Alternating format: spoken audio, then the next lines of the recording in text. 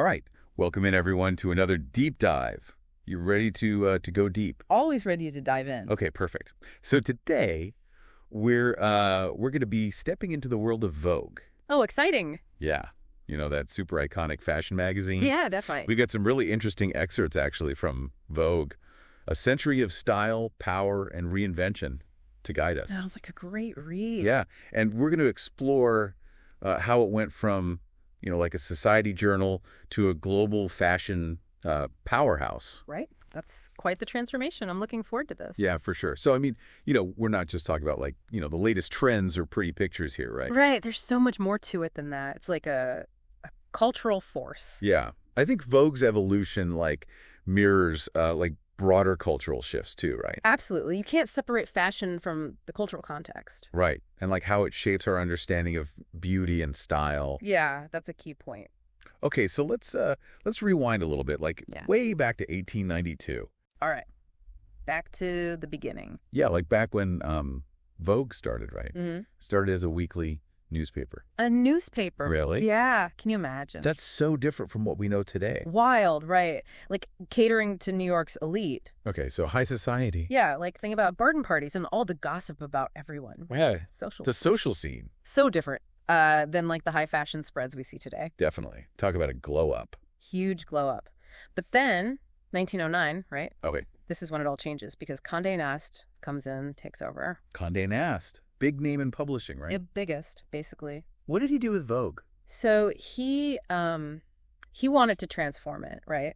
From that weekly to a really sophisticated monthly. Okay. And focus on like luxury, art, and this concept of what they called aspirational living. Aspiration, yeah. Right. So like a big departure from those society pages, right? Yeah, definitely. Much more highbrow, much more focused on a certain lifestyle. Yeah. And this really reflected the changing times, right? Oh, for sure. The early 20th century was a time of such massive upheaval, socially, culturally, politically. Okay, so how did this this whole angle of like aspirational living even take off? Well, I think people have always been fascinated by the lives of the wealthy and famous, haven't they? Yeah, probably. It's like this window into a world that most people can only dream of. And this was a period of rising mass media, too, right? Mm-hmm. So more and more people were exposed to these images of luxury and glamour. Vogue tapped right into that. So it was like more than just reporting on fashion at that point, right? It was about selling a dream, selling an image of the perfect life. Okay, so then Vogue isn't just reflecting society anymore, right? Yeah. It's actively shaping it. Exactly. It's becoming a pastemaker, an influencer, even before that word really existed. I like that, yeah. And this influence, it just like grew over time. Oh, yeah. To the point where today, right, we have Vogue as a global brand. Yeah. 27 international editions, right? That's incredible. 27 different versions of Vogue all over the world. Oh, yeah. And it doesn't just report on trends, right? No, it sets them. Yeah, it sets them. What Vogue says goes. That's serious influence. Like, how does that even play out? In so many ways. Yeah. Think about it. Vogue can make or break designers. Oh, why? Right? Like a feature in Vogue that can launch a whole career. Mm-hmm. Or like catapult a brand into the spotlight. Exactly. And it's not just about the high fashion world either. Oh, okay. It trickles down to what we see in stores, what ends up in our own closets. So it's like, it's kind of deciding what's in and what's out. Yeah, it's setting the trends. Wow, that's crazy. A lot of power for a single magazine. Absolutely. And it's not just about clothes either. Right. Vogue shapes how we see beauty too. Yeah, okay. How so? Well, the book talks about this idea of manufactured beauty, and Vogue plays a huge role in that. You know, you see those perfectly posed models, the airbrush perfection. Yeah. They set a standard that, well, honestly, it's just not realistic for most people. Yeah, I mean, they're models for a reason, right? Right. And it's not just about being thin or having perfect skin either. Oh, what else? It's this whole package, this image of effortless chic that can feel very unattainable. Yeah. Okay. And the book actually asks this really interesting question, like, what if Vogue just disappeared? Oh, like what if it just vanished? Yeah. What would a world without Vogue even look like? That's a good question. What do they say? Well, it's complicated, right? Some people argue it would create a vacuum, and that would be filled by, you know, social media influencers. Oh, interesting. Yeah, maybe leading to a more diverse fashion landscape, right? Yeah, yeah. But others, they're worried that without that, like, curatorial eye, Yeah. fashion might become, purely commercial, Oh, yeah. lacking artistry, lacking that historical perspective. Yeah, I see what you mean. That Yeah. kind of makes you realize how much we just take Vogue's influence for granted. Totally. It's so ingrained in our culture, in the Yeah. way we think about fashion. But let's be real, it's not all, like, sunshine and roses. Right? Yeah, definitely not. The book doesn't shy away from the downsides, the critiques. Right. There are definitely valid criticisms to be made. What are some? Well, for one thing, Vogue's been criticized for contributing to those body image issues, right? Sure. Like promoting unrealistic beauty standards and fueling the fast fashion industry, too. Oh, yeah. And this aspirational living that they help pioneer, it has a dark side, right? Yeah, Like yeah. this constant pressure to look a certain way, live a certain way. Okay, so it sounds like Vogue's a bit of a double-edged sword. I think that's a fair assessment. Yeah. A lot of power, but also a lot of responsibility. For sure. But we can't forget its impact on the industry itself, right? Right. It played a huge role in creating the whole supermodel phenomenon. Ah, yes. The supermodel era. A fascinating time. It's interesting, like, they didn't invent the supermodel, No, not at all. but they definitely weaponized her. I love that way of putting it. Weaponized her. Yeah, they definitely amplified the concept. Right, like think Cindy Crawford, Oh, yeah. Naomi Campbell, Mm-hmm. Linda Evangelista, Mm-hmm. Giselle Bundchen, right? Icons. All of them. These women became global icons thanks to Vogue, right? In large part, yeah. Right, and they took these women who were already beautiful, right? Of course. And transformed them into brands. Exactly. It took manufactured beauty to a whole other level.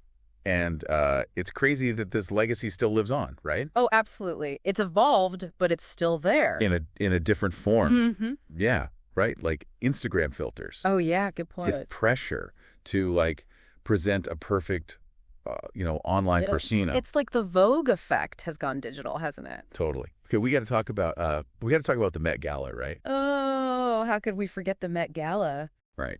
Speaking of Vogue's impact, I mean, it's their big event, right? It's more than just an event. It's a spectacle, a cultural phenomenon. Yeah. What do you think makes it so special?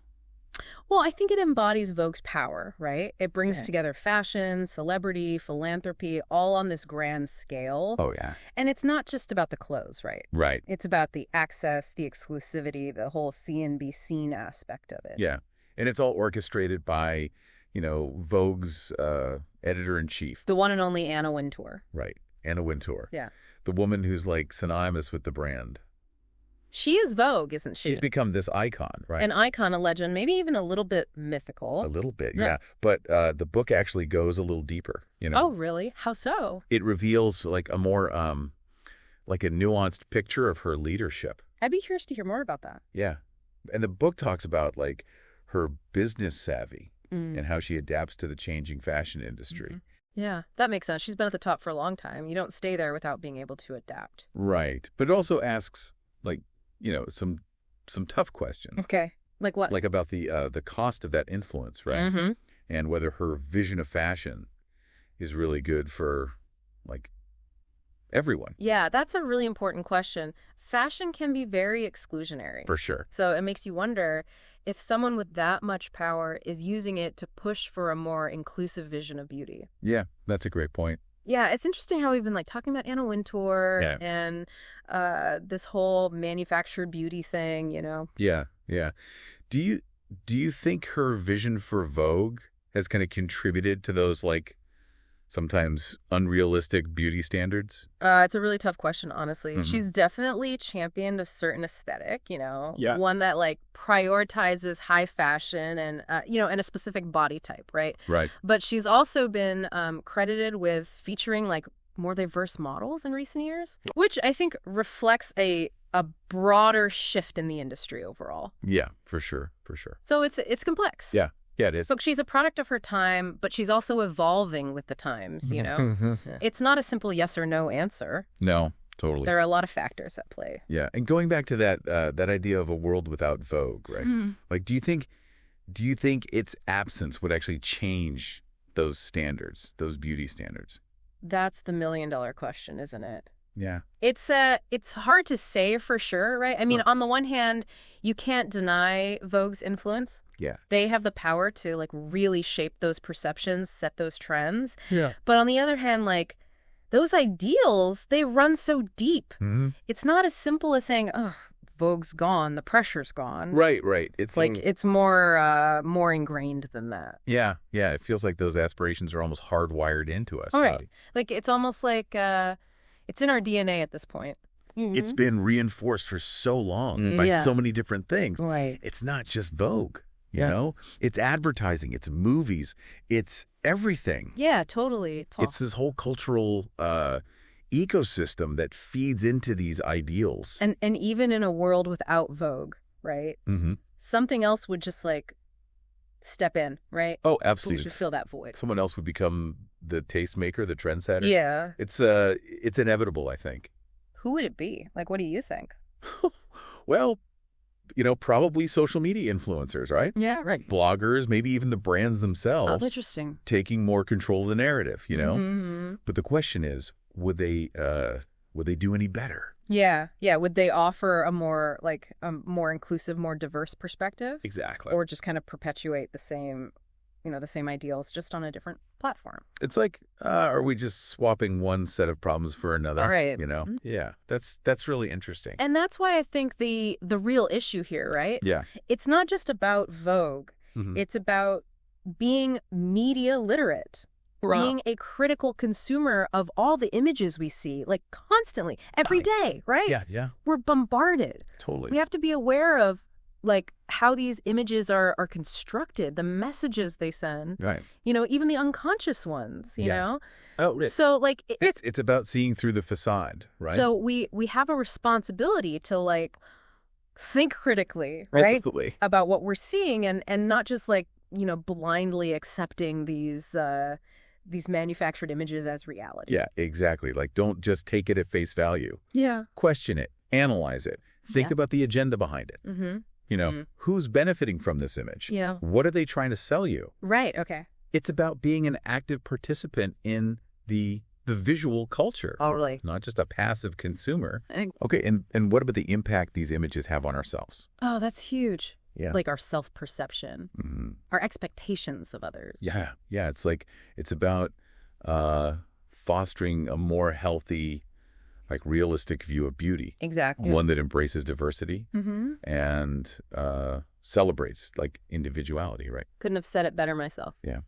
Okay. So before we wrap up this part of our deep dive, I wanted to circle back to the Met Gala. Oh, the Met Gala. Right. Is a good topic. We talked about it briefly before, but I think it's such a fascinating event, Oh, sure. in the context of like everything we've been discussing. Right. What stands out to you about it? Well, I think it really is like a perfect microcosm of Vogue's influence. Yeah. And its complexities, Yeah. On the one hand, you have this incredible celebration of like fashion as art. It pushes boundaries. Yeah. It sparks these really interesting conversations. Yeah. And it gives a platform to like incredible creativity, Yeah. But it's also like incredibly exclusive. Right. It's a gathering of the elite. Mm-hmm. And it can feel, honestly, very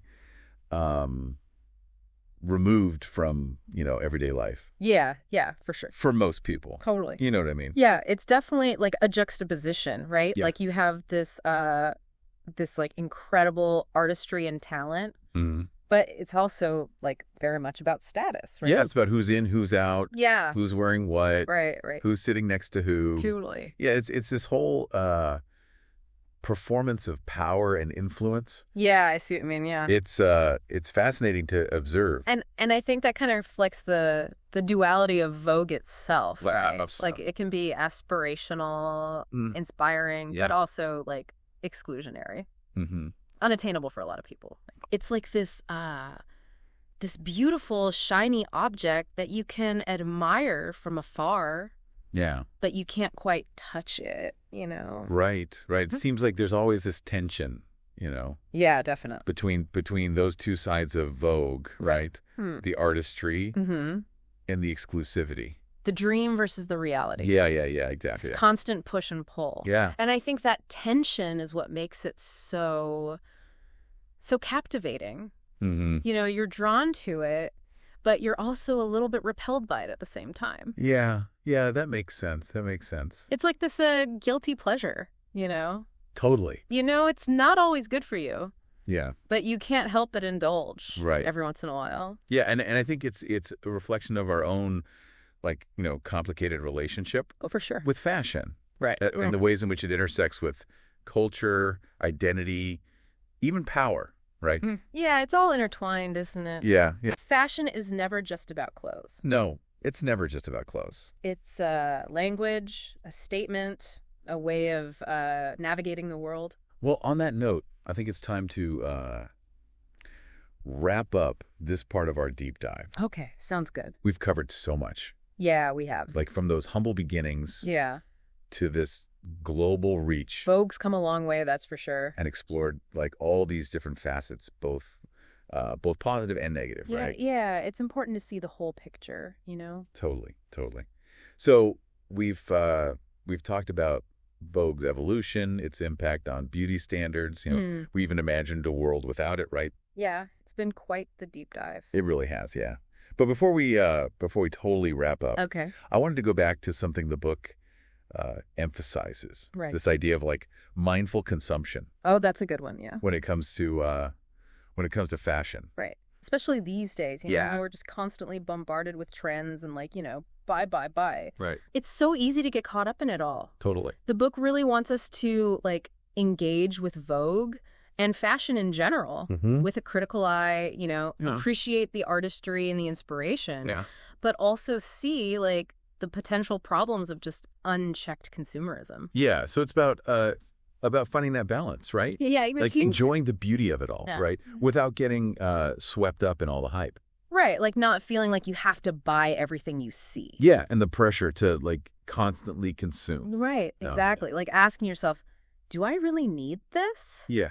Or am I just giving in to the pressure? Rest. Am I being manipulated by the marketing? Yeah, for sure. Yeah. It's a tough challenge, right? It is. In a world where, we're constantly being told what to wear, how to look. It's it's everywhere you turn, right? It's everywhere. Yeah. Do you think it's even possible to escape that Vogue effect? I think it's more about recognizing it. Okay. And then making conscious choices, Yeah.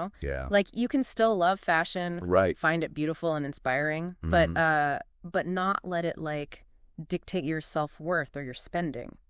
So it's about taking back control a little bit, right? Right, being the one in charge. Yeah. Not letting the trends control you. Yeah. Becoming more mindful of our own relationship with fashion. Exactly, and not letting it define who we are. Yeah. At the end of the day, true style, it's not about blindly following trends, right? Or trying to fit into someone else's mold. Yeah. It's about expressing your own unique personality, finding what makes you feel confident and comfortable. Yeah, I love that. That's a great point to end on. Yeah. We've explored this glamorous world of Vogue, its evolution, its influence, its shortcomings even. It's a complicated story, for sure. It really is, yeah. But ultimately, I think, it's a story about us. Yeah. About our desires, our anxieties, our search for beauty and meaning. Yeah. And I think the biggest takeaway for me is that fashion should, empower us, not enslave us. Well said. This deep dive has been such a fascinating journey. It really has. Into the heart of the fashion world. To the heart of ourselves, even. Yeah, totally. Fashion is a mirror. It reflects who we are both individually and as a society. Well, thank you so much for joining us for this deep dive. It's been my pleasure. And remember, everyone, true style is about expressing yourself. Yeah. Not conforming to someone else's ideal. Absolutely. So go out there and be your most stylish selves. Yes. Own it.